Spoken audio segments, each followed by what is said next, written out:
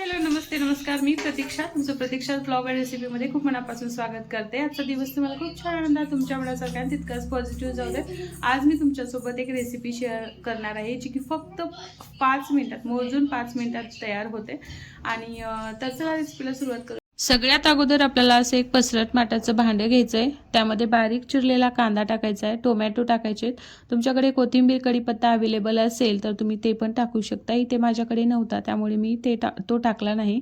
नंतर बेसनचं पीठ टाकायचं आहे आणि बेसनचं पीठ टाकल्यानंतर त्यामध्येच हळद, चवीनुसार मीठ, लाल तिखट आणि धनेपूड असेल तर धनेपूड तुम्ही टाकू शकता.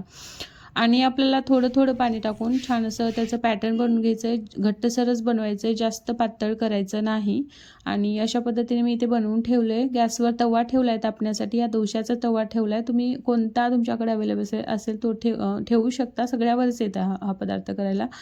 नंतर तवा तापला, तेल टाकलं मी त्यामध्ये जेणेकरून खाली चिकटू नये म्हणून. आणि ब्रेड असे आपल्याला बुडवून घ्यायचे त्यामध्ये आणि ब्रेडचे तुकडे. आणि अशा पद्धतीने आपल्याला दोन्ही साईडने छान असं खरपूस भाजून घ्यायचं आहे.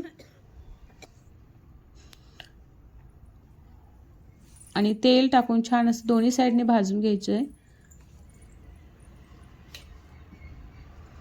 आणि फक्त 5 मिनिटच लागतात. आता सगळे साहित्य आपल्या घरामध्येच अवेलेबल असतात. ब्रेड तळायचा, आता कधी कधी आपल्याला उठायला उशीर होतो, मुलांना डब्बा द्यायचा असतो, काय करायचं म्हणून प्रश्न पडतो. तर इथे आपले ब्रेड चिल्ला तयार आहेत. तर कशी वाटली रेसिपी तुम्ही पण नक्की ट्राय करा.